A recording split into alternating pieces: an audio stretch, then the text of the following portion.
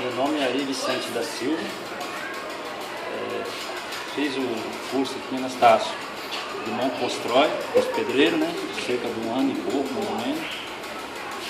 E agora, no final do ano passado, eu fiz o curso de pintura, né, no caso. Aí, trabalhava de montados, parei uns tempos para dedicar à pintura.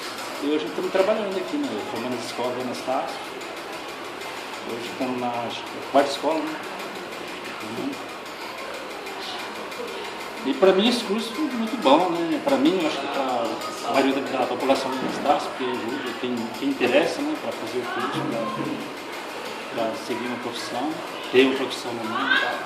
E depois de ter a profissão também dedicar, né? Trabalhar, né? E é o que a gente está fazendo hoje.